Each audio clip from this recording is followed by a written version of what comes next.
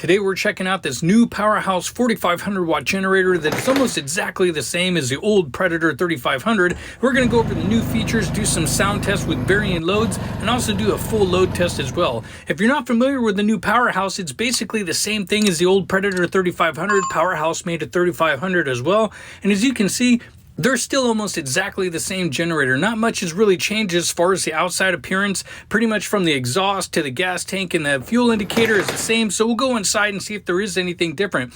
If you look inside this old Predator 3500, it actually runs a 212cc engine that's made from Lansing Motor Company. And as we take a look inside the new Powerhouse, this is basically the same engine. It's 212cc still, and it's still made by Lansing Motor Company. So pretty much the only thing that you will see that's different is the new inverter board, which is going to allow more power. So basically, you're only getting a little bit more amps out of it. If you look at the old one at 25 amps, the new one is going to give you another 4.2 amps with another 500 continuous watts.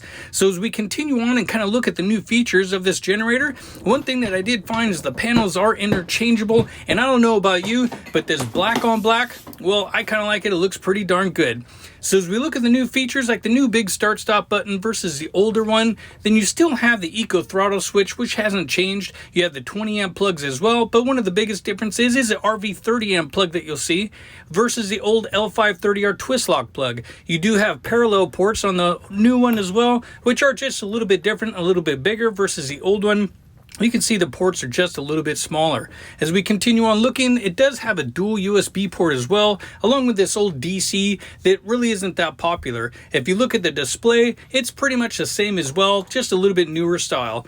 And if you also look at the wheel lock, they're still utilizing the same one, which this thing does kind of rattle. I'm not too fond of it, but there are modifications that you can do to keep it from rattling when it is running.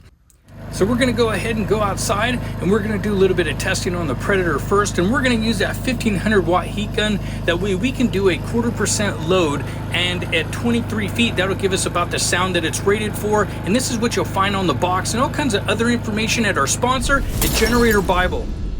If you guys haven't been here before, click on the link down below where you can find over 500 generators to choose from, including bestsellers, not to mention the new products, or if you want to look at a certain brand, they have 26 that you can choose from. Not to mention they have filters to help you narrow down your search for the size generator that you happen to be looking for, and then you can go ahead and click on the link to get all kinds of other information, including price comparison tools, not to mention all the specs and information about that particular generator and comparison charts. Or maybe you want to compare two generators side by side. That way you can figure out all the differences to help you make a better decision. So go ahead and check out Generator Bible.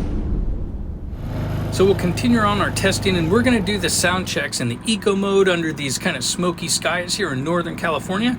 And so we're going to use the hairdryer and a heat gun. And I would show you the wattage on this one, but I'll show you on the Powerhouse because the display on the Predator actually just went out. And that is kind of a common problem on these. I will see them go out with maybe 500 hours or 1,000, depending on what some of the people tell me. But other than that, so I'll show you guys later. But we're going to start off with about 740 watts. That's going to give us a quarter load, and that's how these generators are measured when they do a load test with sound. So it'll be at 23 feet away under a 0.25% load, and that shows right around 59 to 60 decibels. And some of them will test them at 21 feet, some are at 23 feet, just kind of depends on which brand wants to do it where. So now we're going to do a 50% load. This is going to be almost 1500 watts with the heat gun only. As we take a look now at about 50%, you can see we're only running about 62 decibels. And take note, because when we do the Powerhouse, you're actually going to see the numbers will be a little bit less is what we're looking at here, because it doesn't have to run as hard if it's 4500 watt, starting and 3500 watt running. So we'll turn on this hairdryer now. We're only going to add about another 1,000 watts. So instead of being at about 14 to 1500, we should be at about 2400 or so. And we'll double check that here in a minute with the Powerhouse generator. So now as we take a look, adding a little bit more wattage, not too bad. It's still pretty darn quiet. And if you guys add some other elements too, grass or rocks, it will make it quieter. So we'll get the Powerhouse going down. We'll do the same exact test before we go on to our load test. So we'll do our 0.25% load. Now, being that this generator is 3,500 watts rated, it's not really going to be a 0.25% load, because as we look here, You can see we're at about 740 watts, which 850 would actually be a 1/4% load on this particular generator, but this will still work. And one thing I don't like is the rattles that you sometimes get with these, so I'm just going to kind of put the cord there to kind of get rid of that vibrating wheel real quick so we don't have any noise interference. And so now as we look, you can see that before the Predator was actually running just a little bit higher at kind of 59 and 60. Now we're more around the 57, 58 decibels, which, you know, are you going to be able to hear that? Well, maybe not, but it is a little bit quieter. So we'll go ahead and do that 1500 watt test now and just take a quick peek. And so we'll go ahead and go up here up to the front, see how much is actually coming out of that heat gun. You can see we're about 1480 some watts. So now we'll do another test. This is going to be that 30% load, not quite with this one, more like 27%, but before we were at about 62, 63 decibels with the Predator. Now we're at about 59, almost 60. So we'll go ahead and do that last test before we go to our main load test. And so we're going to turn on the Hairdryer, and it's going to be on low heat, and we'll put it on that high fan speed and test it again and kind of see what it sounds like. Slide this down here so we don't hear it. And we'll take a look at our wattage again. And so that's about 20 amps. And we'll take a look at the watts. We're at about 2440, so we'll go ahead and do that sound check and see what it sounds like now. So now as we take a look here, we're right about 62, 61 and a half.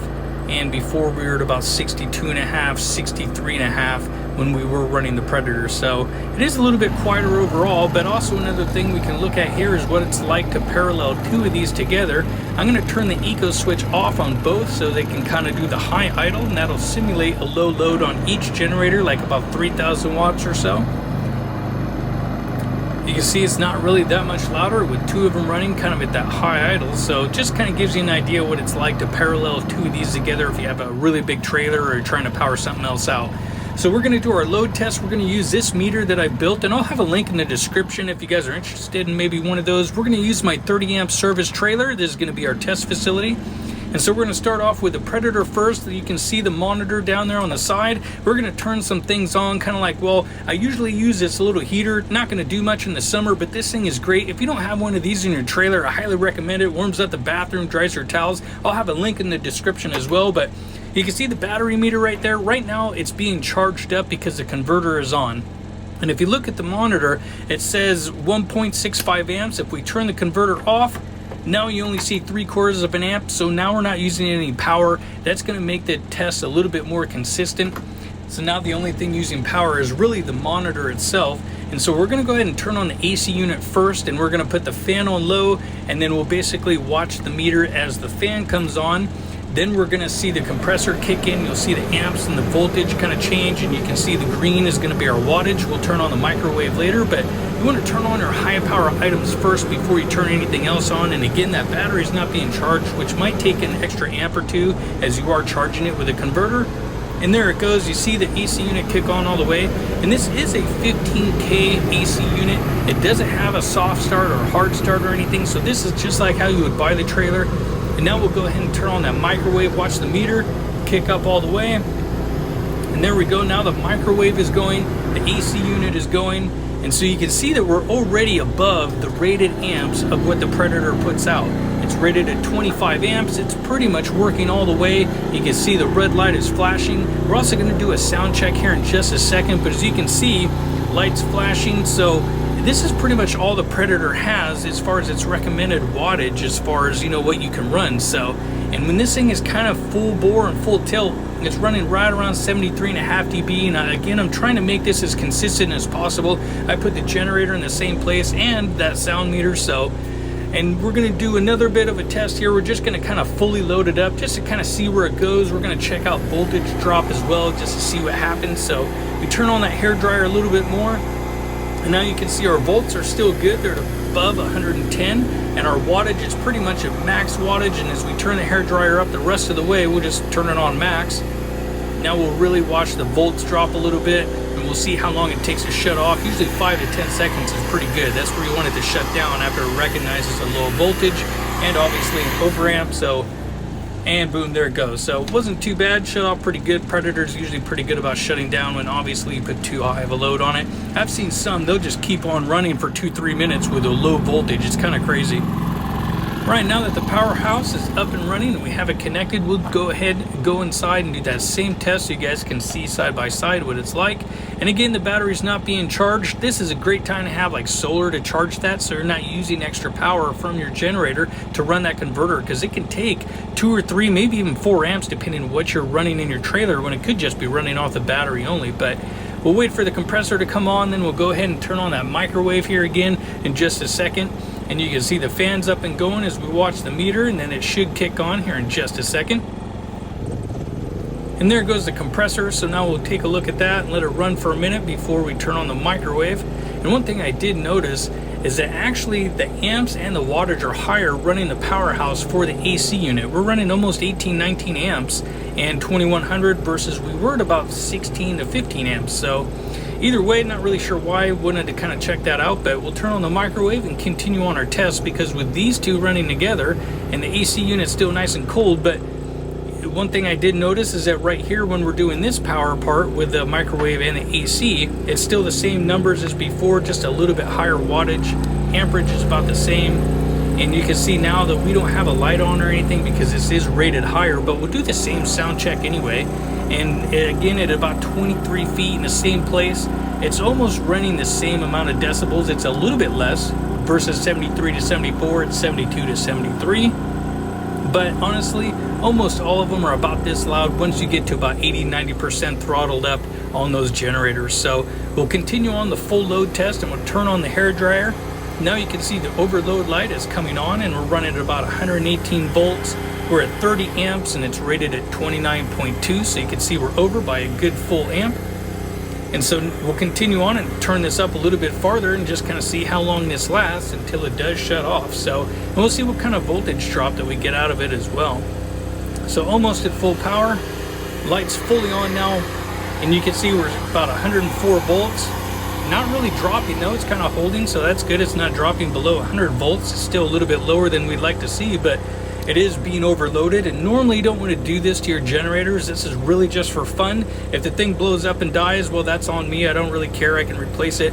But you know, other than that, the generator held up really good. And you know, let me know down in the comments, you know, obviously, is it really time to move on from the Predator and step up? I hope you guys liked the video. Be sure to smash that like button and subscribe if you guys want to see more. And until then, I hope to see you guys next time.